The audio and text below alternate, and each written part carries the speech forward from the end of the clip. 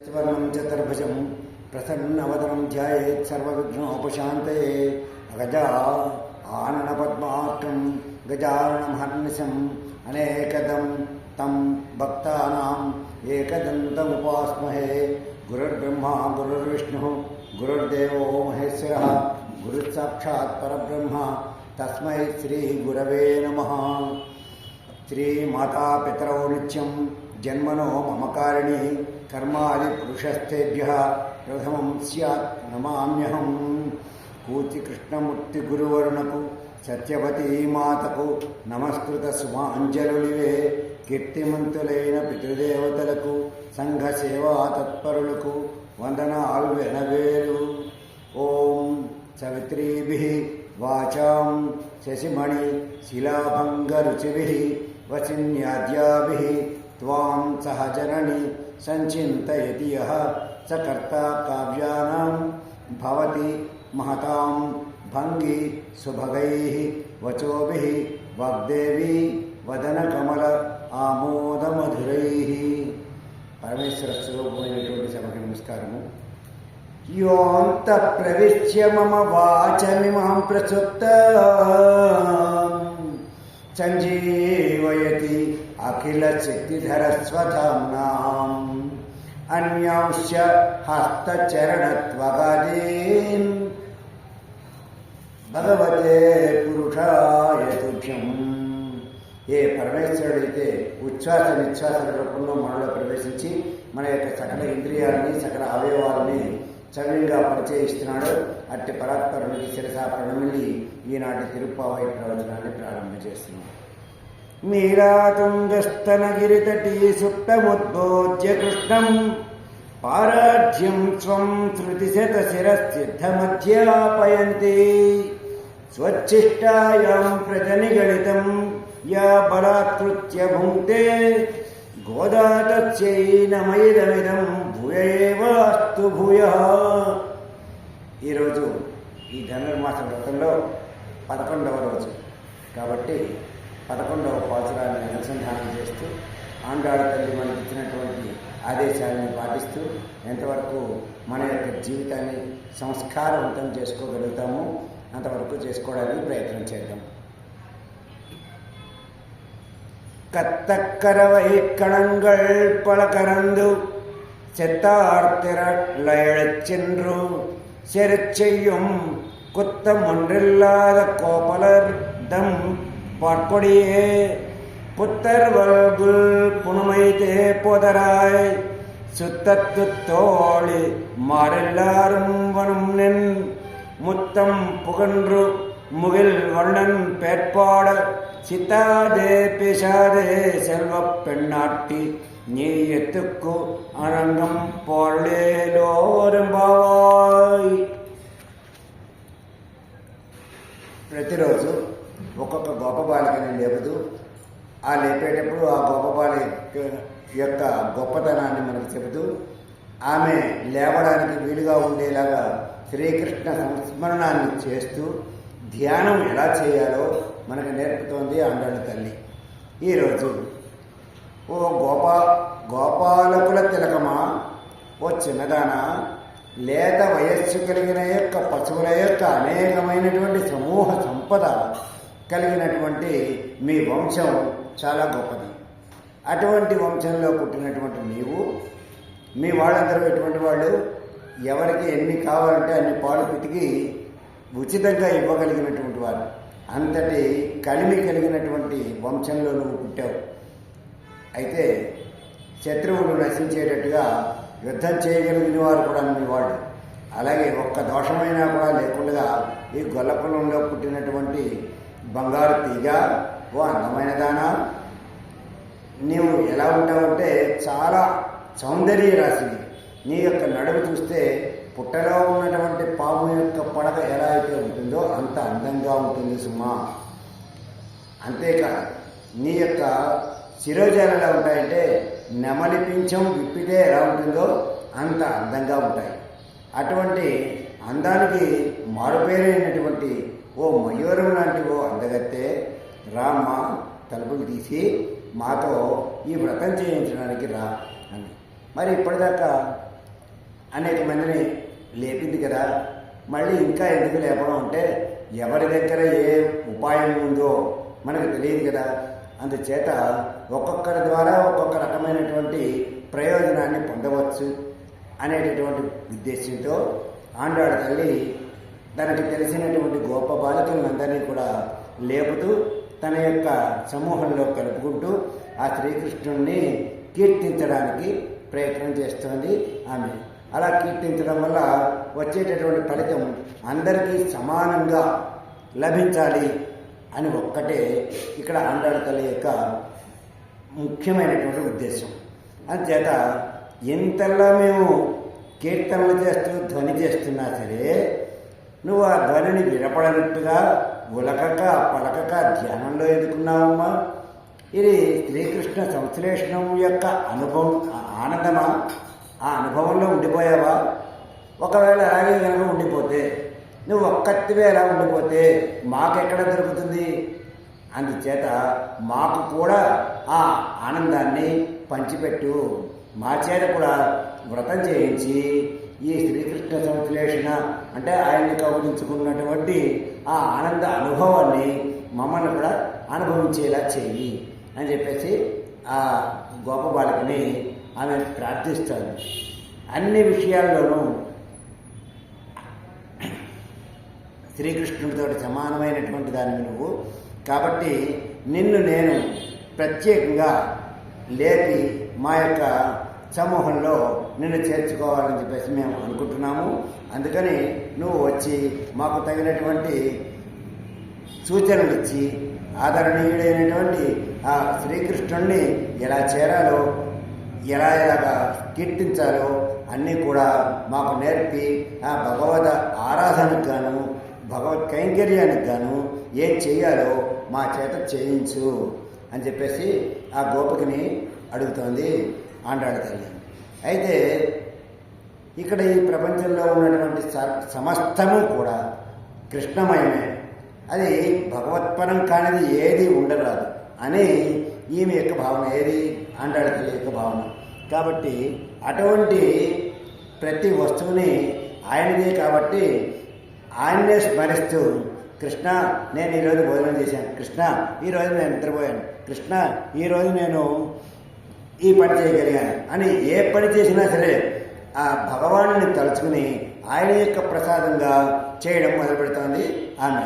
అంచేత నిరంతరం శ్రీకృష్ణుని యొక్క చింతనలోనే ఉండడం వల్ల ఆ శ్రీకృష్ణ సంశ్లేషణ అనుభవంలో మునిగి ఉంటుంది ఈ గోపిక. అందుచేత ఆమెను కనుక మనం మన సమూహంలో చేర్చుకుంటే మనందరికీ కూడా మేలు కలుగుతుంది అని అనుకుంటోంది ఆండాళ్ళ తల్లి. అయితే ఎందుకు నిద్ర లేవలేదు? బహుశా గాఢ నిద్రలో ఉంటుంటుంది. అందుకని చెప్పేసి మన యొక్క కీర్తనలు ఆమెకు వినపడలేదేమో, ఆమెకి మనం ఎవరూ కనపడలేదేమో, లేకపోతే పట్టించుకోలేదేమో. కృష్ణుడి యొక్క సంశ్లేషణ కంటే మన యొక్క కీర్తనలు గొప్పవా? కాదు కదా.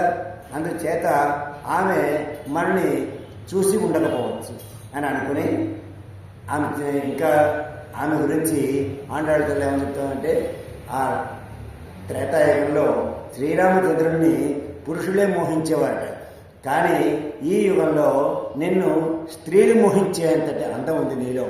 కాబట్టి నువ్వు ఆ శ్రీరాముడు ఒకలాగే ఉంటాడు.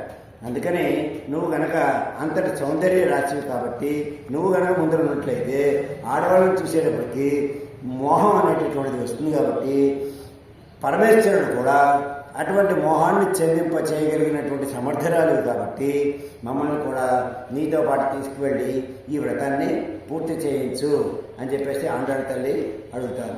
అయితే గోపికలు యుగాయుధం నిమేషేణ చక్షుష ప్రాప్యుడాయుధం శూన్యాయత జగత్సర్వం గోవింద విరహేణమే అని వాళ్ళు ఏమనుకుంటారంటే మనం ఎల్లప్పుడూ కృష్ణుడి దగ్గరే ఉండాలి, అలా కృష్ణుడే లేకపోతే మనం ఉండలేము, మన యొక్క జీవితం వృధా అని చెప్పేసి అనుకుంటూ ఉంటారట. ఎందుకు అంటే ఆ కృష్ణుడి దగ్గర ఉంటే వాళ్ళకి మిగిలిన విషయాలు ఏమీ అవసరం లేదు. ఒకవేళ అవసరమైతే ఆయనే స్వయంగా వాళ్ళకి ఏర్పాటు చేయగలడు. కాబట్టి ఎట్టి పరిస్థితుల్లోనూ కృష్ణ విరహాన్ని వాళ్ళు భరించడానికి సిద్ధంగా లేరు. ఆయన్ని తమ యొక్క నాయకుడుగా భావించి ఆయన దగ్గరే ఉండిపోవాలనేటటువంటి ఉద్దేశంతో ఉంటూ ఉంటారు ఈ గోపికలందరూ. అందుచేత నిరంతరం కృష్ణనామ స్మరణ చేయడం వల్ల వీళ్ళు మన యొక్క మాటలను వినటం లేదు. కాబట్టి ఏమైనా సరే మన యొక్క మాటలు వినేలాగా వాళ్ళని చేసి వాళ్ళని కూడా మన యొక్క సమూహంలో కలుపుకుని తీసుకువెళ్ళాలి అని అనుకుని ఆమె మళ్ళీ చెప్తోంది. ఇప్పుడు నువ్వు చాలా అందగత్తవి అని అనుకుని కేవలం నువ్వు మాత్రమే ఆ కృష్ణుడి దగ్గర ఉండిపోతే మాకు ఈ కృష్ణ సంశ్లేషణ అనేటటువంటి పరిస్థితి మాకు దొరకదు. కాబట్టి నువ్వు కాసేపు కనుక కృష్ణుని వదిలిపెట్టినట్టయితే మేము కూడా ఆ కృష్ణుడిని కీర్తన చేసుకుని ఆ కృష్ణుడు ప్రసన్నుడు అవుతే మేము కూడా ఆయన దగ్గరికి వెళ్ళి మా యొక్క మొరంతా వినిపించుకుని ఆయన మాకు ఏది ఇస్తాడో అవి మేము తీసుకుంటాము అని చెప్పేసి ఆ బాలికను లేపుతోంది ఆండాడు తల్లి. కత్తు కరవై ఎలా ఉందిటామే దూడలకు పాలించేటటువంటి దూడలలాగా ఉంటారు. తక్కువ వయస్సుగా కనిపిస్తుంది ఆమె. కన్నంగల్ గుంపులుగా ఉన్నటువంటి ఆవుల పలకరందు పాలు పితకడంలో నేర్పర్లైనటువంటి వారు ఉన్నటువంటి వంశంలో పుట్టింది. చెత్తార్ తెరల్ అరియా శత్రువుల యొక్క బలం నశించేటట్టుగా చండ్రు చెయ్యం వాళ్ళ దగ్గరికి వెళ్ళి వాళ్ళ మదాన్ని అణచగలిగేటటువంటి వారు నీ కుటుంబంలో ఉన్నటువంటి వారు. చెయ్యం వాళ్ళ దగ్గరికి వెళ్ళి వాళ్ళ మదాన్ని కూడా అణచివేసేటటువంటి శక్తి సామర్థ్యాలు కలిగిన వారు నీ కుటుంబం. అంత మర్యాదస్తులు అంటే ఎవరి యొక్క మనస్సు కష్టపడకుండా పరమేశ్వరుని నుంచి దూరంగా వెళ్ళిపోకుండా చూడగలిగినటువంటి శక్తిమంతులు నీ కుటుంబంలో ఉన్నటువంటి వారు. కాబట్టే నీకు ఆ కృష్ణుణ్ణి నిరంతరం ధ్యానం చేసేటటువంటి అవకాశం నీకు దొరికింది అని చెప్తాను. కుత్తం ఒన్నెల్లాద కోవరుందం ఏ పాపము అంటున్న వారు. ఎందుకంటే వీళ్ళు ఏం చేసినా అది కృష్ణుడి కోసమే. కాబట్టి ఆ కృష్ణుడు ఏం చేస్తాడు, వీళ్ళకి శత్రువులే లేకుండా చూసేటటువంటి పరిస్థితిని ఆ కృష్ణుడు ఆ బాధ్యతను తీసుకుంటున్నాడు. అలాంటి వంశానికి చెందినటువంటి దాన్ని పార్కొడియే ఓ బంగారతీగా నీ యొక్క సౌందర్యం ఎలా ఉంది, ఎక్కడ ఎలాంటి పరిస్థితిలో ఉండాలో, నడుము సన్నంగా ఉండాలి, కంఠము శంఖంలా ఉండాలి అని కవులు వర్ణిస్తుంటారు. ఆ విధంగా నీ యొక్క స్వరూపం ఉంది. కాబట్టి ఆ తీగ బంగారు తీగ అని ఎందుకు పోల్చారు అంటే ఒక తీగ ఏదైనా ఒక ఆధారం ఉంటేనే పైకి పెడుతుంది. అలాంటి ఈ బంగారు తీగ పరమేశ్వరుని ఆధారం చేసుకుని శ్రీకృష్ణుడిని ఆధారంగా చేసుకుని పాకేటటువంటి బంగారు తీగ అని చెప్తాను. శరీరంలో ఏదో ఒక అవయవం అందంగా ఉంటే అది సౌందర్యం అంటారు. మొత్తం శరీరం అంతా అందంగా ఉంటే ఏమంటారు అంటే దాన్ని లావణ్యము అంటారు. అంచేత సామూహికంగా పాదాది కేశాస్తంగా ఉన్నటువంటి సౌందర్యాన్ని లావణ్యం అంటారు. కాబట్టి మరి ఆ లావణ్యాన్ని ఆండాడు తల్లి ఏమంటుంది, పుతరవల్బుల్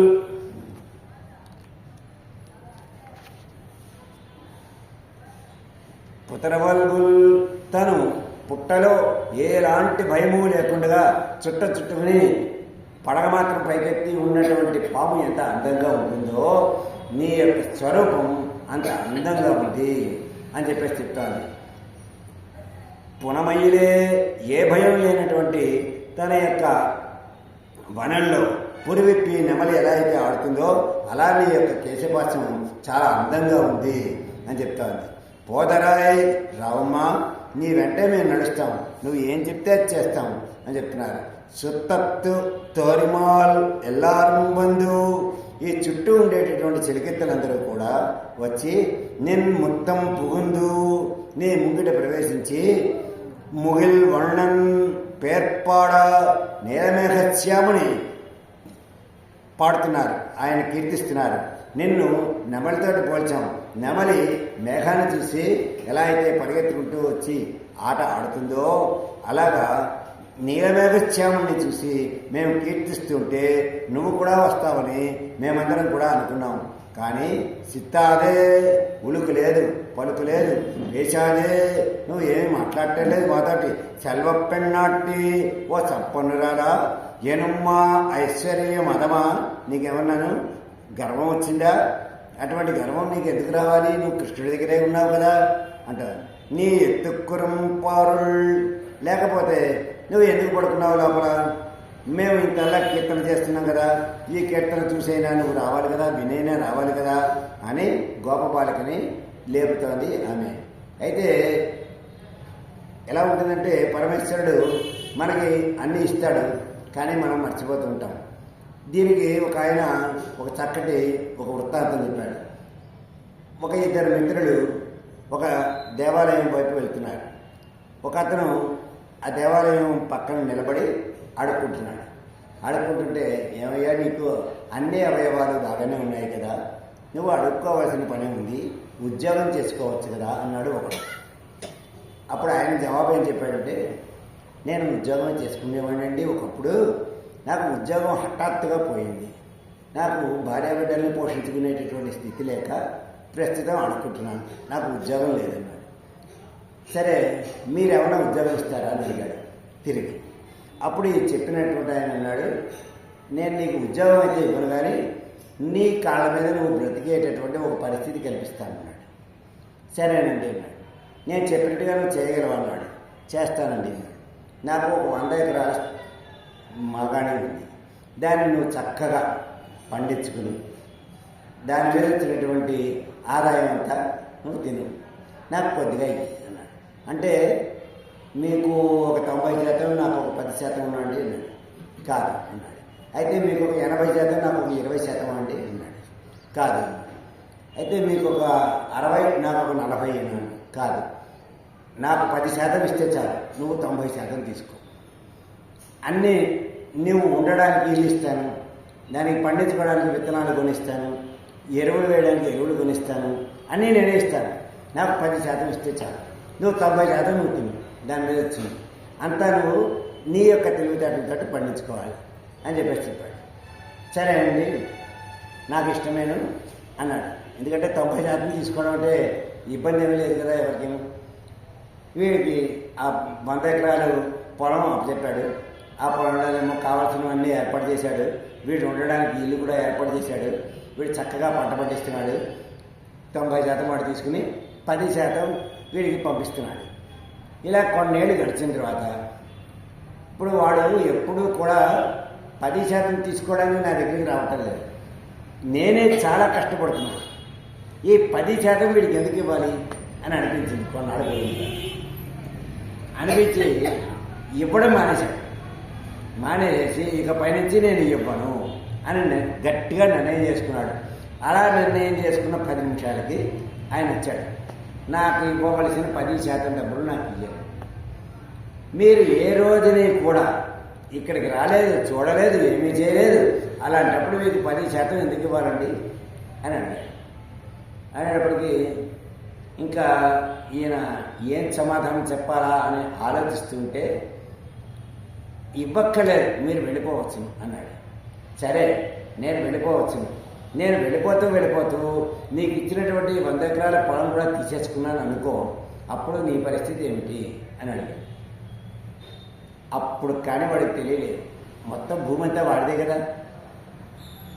అప్పుడు ఆయన చెప్పాడు, పరమేశ్వరుడు నీకు ఎన్నో ఇచ్చాడు, ఎన్ని ఇచ్చినప్పటికీ కూడా నాకు అది చాలదు అని నువ్వు అనుకుంటున్నావు, బెచ్చం ఎత్తుకున్నావు.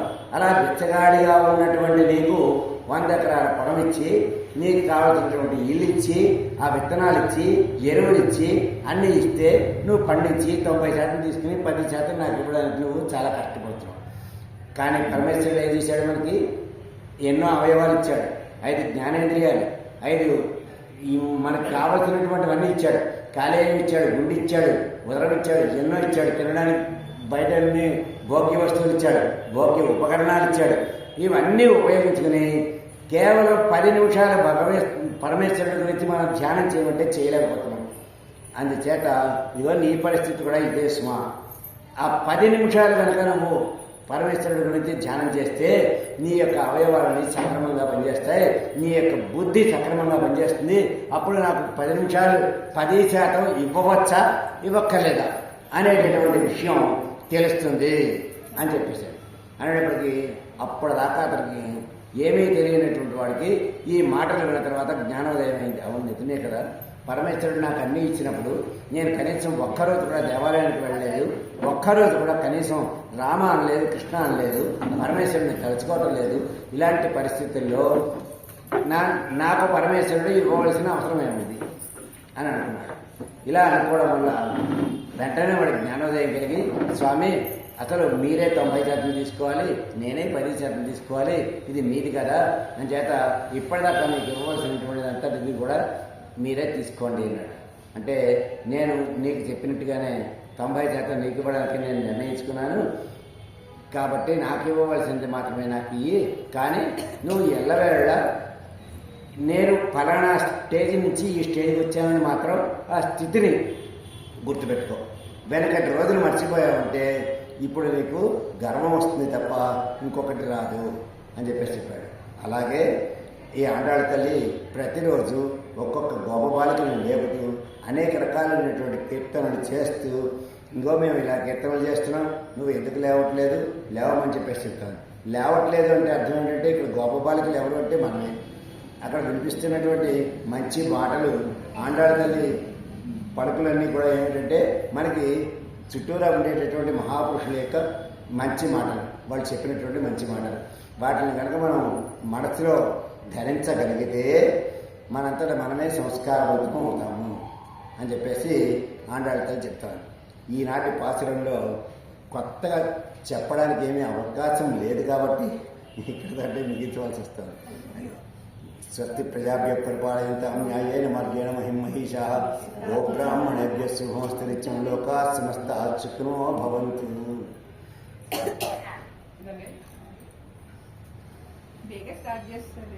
లేదు 6:05 ఇవాళ తను ఏమీ లేదు చెప్పడానికి లేదు.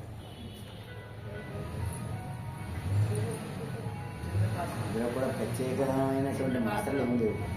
అవి ఉంటే మనం కట్టే ఇది కట్టే ముద్ర